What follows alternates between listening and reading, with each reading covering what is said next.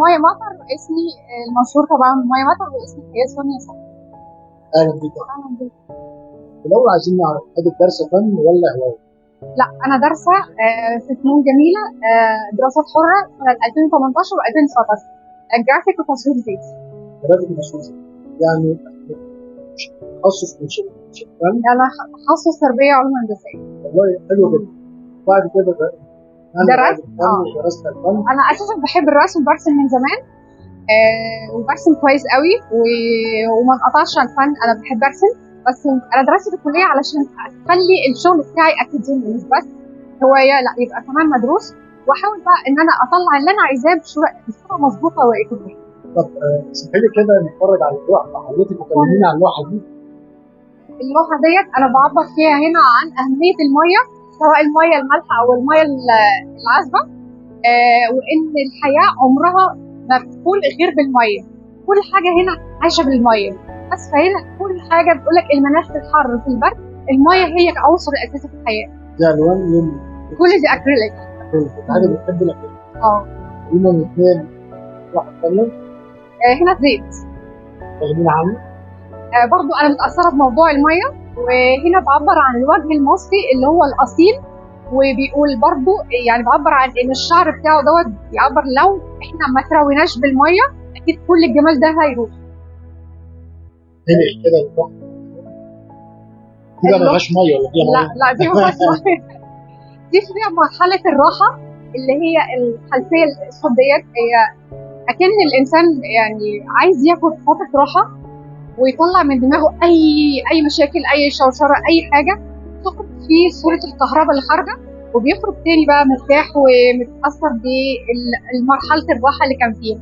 انا شايف ما شاء الله في الفيديو او في الفرشه حضرتك في جرأة، بصراحه حاجه جميله جدا. دي قديمه شويه، دي كانت 2018. احنا كده بعدنا بقى عن البربريه. ايوه لا دي 2018.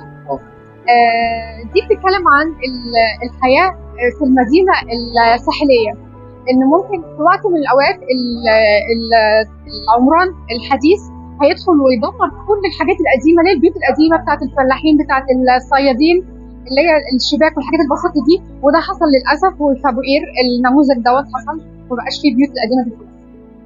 قبل ما نتكلم عن معرض الفيلم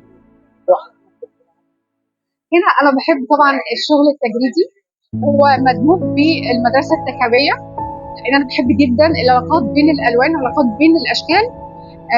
بعمل يعني هي ليها قصه، بس ما بحبش اقول القصه دي، هي التجريد ما ينفعش تقول، بس هي بشكل عام انا يعني بتخيلها، ممكن انام بحلم بيها علشان اعمل العلاقات ديت لغايه ما اقتنع بيها وارفع ايدي من اللوح، خلاص انا اقتنعت بيها.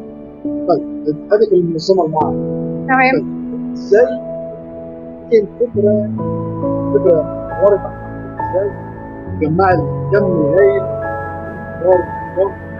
منهم اللي يلاقوا الترسيم داخل المعرض.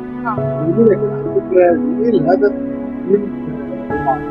هو الهدف من المعرض احنا كلنا 15 فنان، معانا 3 دكاتره من كليه تربيه فنيه، استاذ دكتور سعد العبد رئيس قسم الرسم، واستاذ دكتور اشرف العويلي، واستاذ دكتور اشرف هاشم فنون تطبيقيه المنوفيه.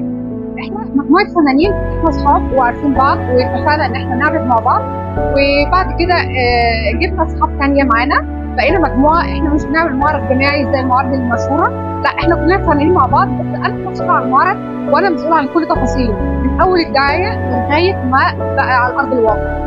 بصراحه اللي جاب المعرض دعايه مستمره شافنا كده كويس معرض بصراحه حاجه مشكله جدا. طيب.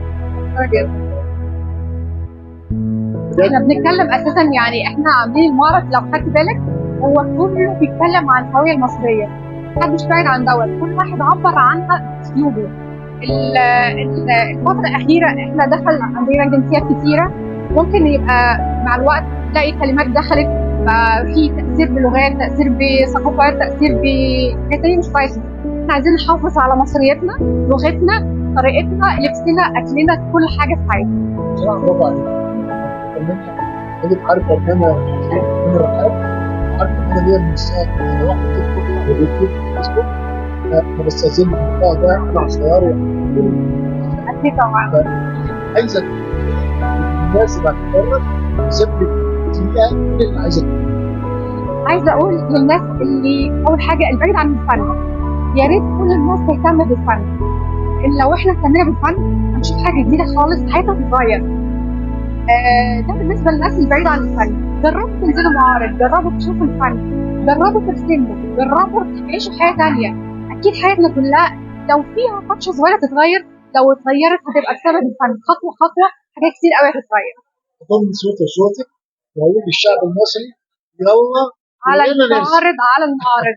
يلا كلنا نرسم، نبدا كلنا نرسم، نرسم. كلنا نتفرج على المعارض، كلنا نبقى فنانين. ومفيش حاجه اسمها انا ما بعرفش ارسم، سيب ايدك ترسم. برافو عليك. جرب وجرب كتير، جرب كل الخامات لغايه ما تلاقي الخامه اللي انت بتحبها والاسلوب اللي انت بتحبه. وما تعتمدش على انك هشتغل على مدرسه واحده او خايف ان انا اعمل حاجه غلط. ارسم اللي انت عايزه واغلط واتعلم. انت هتعلم نفسك لان انت اللي بتعلم نفسك. لما بتشوف شغلك وحد تاني انت بتخلص شغلك وناس تانية بتشوفه، بتخليك تتجه ان انت انا همشي كده او انا هغير، طب انا هستعمل حاجه. يعني انت اللي بتبني نفسك. بس المهم الناس تجرب وتعمل دوت.